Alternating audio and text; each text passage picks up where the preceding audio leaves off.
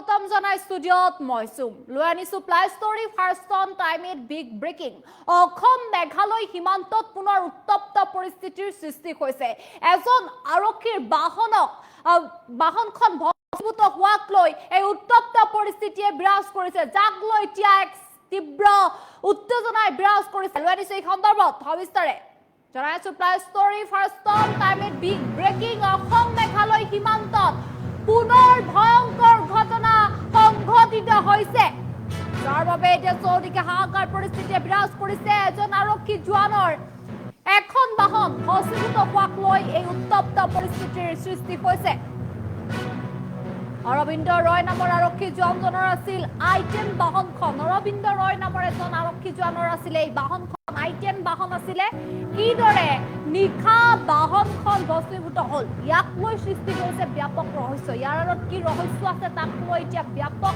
ৰহস্যৰ সৃষ্টি হৈছে আৰু সমগ্ৰ ঘটনাক লৈ আৰক্ষীয়ে তদন্ত অব্যাহত ৰাখিছে জনাইছে বিগ ব্ৰেকিং নিউজ এই মুহূৰ্তৰ আপাৰ লাম্পিৰ বেটেলিয়ান কেম্পৰ সমীপত এই ঘটনা সংঘটিত হৈছে এয়া ঘটনা হৈছে আপাৰ লাম্পিৰ বেটেলিয়ান কেম্প ঘটনাস্থলীত কামৰূপ জিলাৰ আৰক্ষী প্ৰশাসন উপস্থিত হৈছে আৰু আৰক্ষী প্ৰশাসনে উপস্থিত হৈ সমগ্ৰ ঘটনা তদন্ত কৰি আছে ply story first on time a big breaking news জনাই আছো যে অসম মেঘালয় সীমান্তত এতিয়া আৰক্ষীৰ যি বাহনক লৈ যি ঘটনা সংঘটিত হৈছে তাক লৈ এতিয়া তীব্ৰ উত্তেজনাই বিৰাজ কৰি আছে বিগ ব্ৰেকিং নিউজ এই মুহূৰ্তত আমি জনাই আছো যে অসম মেঘালয় সীমান্তত পুনৰ ভয়ংকৰ ঘটনা সংঘটিত হৈছে এজন আৰক্ষী জোৱানৰ এখন বাহন ভস্মীভূত হোৱাক লৈ উত্তপ্ত পৰিস্থিতিৰ সৃষ্টি হৈছে আৰু এয়া আমি দৃশ্যাংশৰ জৰিয়তে সবিস্তাৰে জনাই আছো যে এজন আৰক্ষী জোৱানৰ এখন বাহন ভস্মীভূত হোৱাক লৈ উত্তপ্ত পৰিস্থিতিৰ সৃষ্টি হৈছে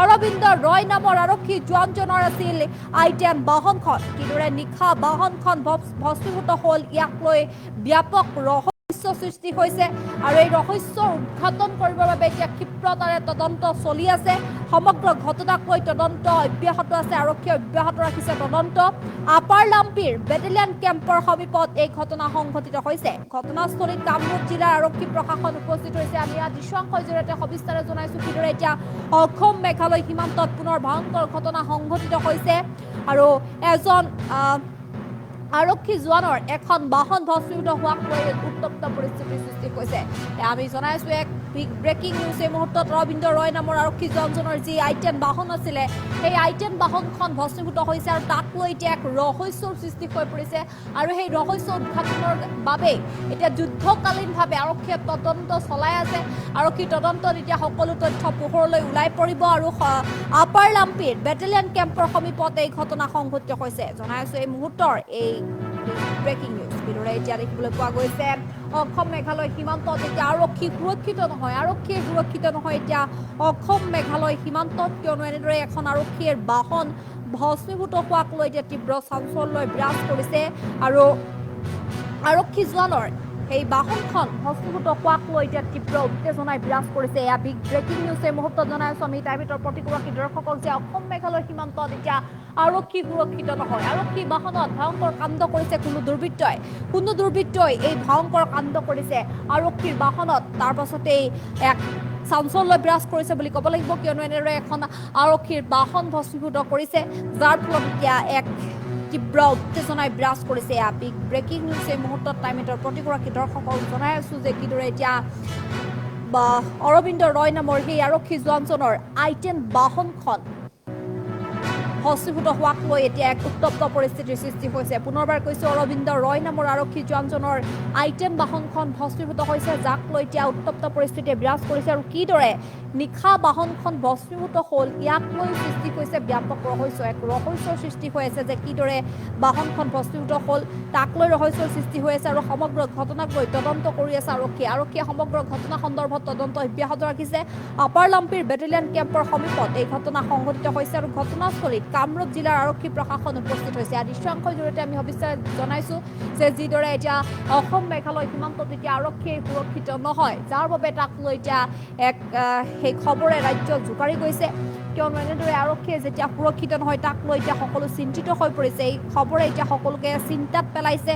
এনেদৰে আৰক্ষীৰ বাহন ভস্মীভূত হোৱাক লৈ চৌদিশে এক চাঞ্চল্য বিৰাজ কৰিছে আৰু এতিয়া তাৰ বাবে ক্ষিপ্ৰতাৰে তদন্ত চলি আছে আৰু তদন্তৰ অন্তত এতিয়া কি ৰহস্য আছিলে সেই ৰহস্য ফাদিল হ'ব বা সেই ৰহস্য ওলাই পৰিব আৰু তাৰ বাবে আৰক্ষীয়ে এতিয়া যুদ্ধকালীনভাৱে তদন্ত চলাই আছে। অসম মেঘালয় সীমান্তত এই ঘটনা সংঘটিত হৈছে।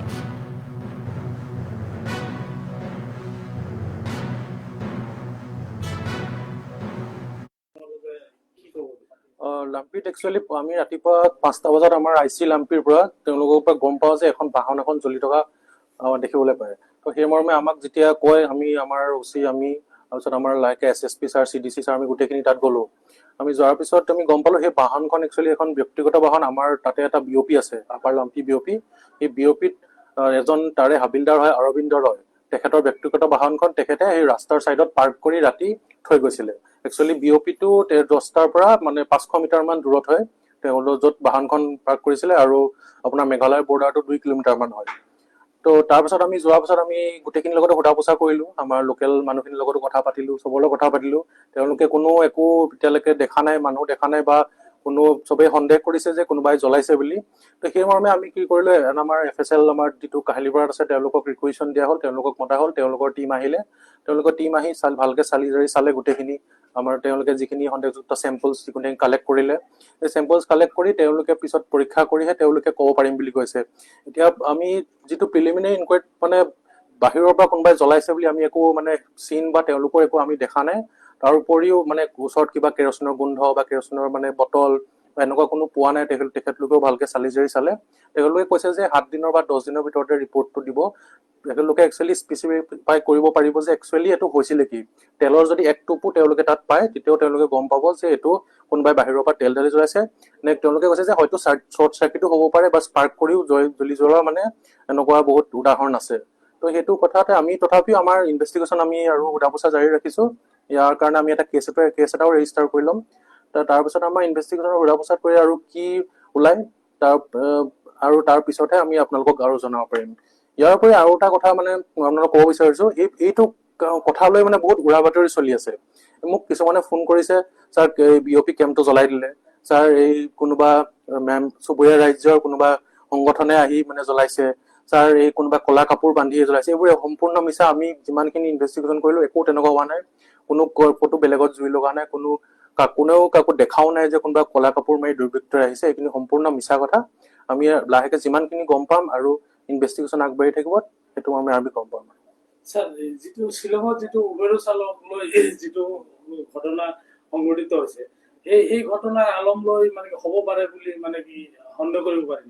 নাই, তেনেকুৱা এতিয়ালৈকে একো মানে লক্ষণে দেখা নাই। প্ৰথম লক্ষণটো আমাৰ FSL টিম বা আমি যেতিয়া গৈছো, বাহিৰৰ পৰা যে কোনোবাই এনেকে তেল ঢালি জ্বলাইছে সেইটো মানে সেইটোৰ চিন বা সেইটোৰ প্ৰথম পৰ্যায়ত আমি দেখা পোৱা নাই। তেওঁলোকে FSL টিমে কৈছে যে প্ৰথমতে আমি গোটেইখিনি চালি জাৰি চাই আৰু মানে ভিতৰৰ চেম্পল যিখিনি কালেক্ট কৰিছে সেই চেম্পলখিনি চাই ক'ব পাৰিব যে একচুৱেলি মানে কোনোবাই জ্বলাইছিলে বুলি। তো তাৰ আগতে আমি মানে আৰু এই কথাটো হৈছে একদম বৰ্ডাৰত নহয়, মানে অসমৰ মাটিতে হৈছে।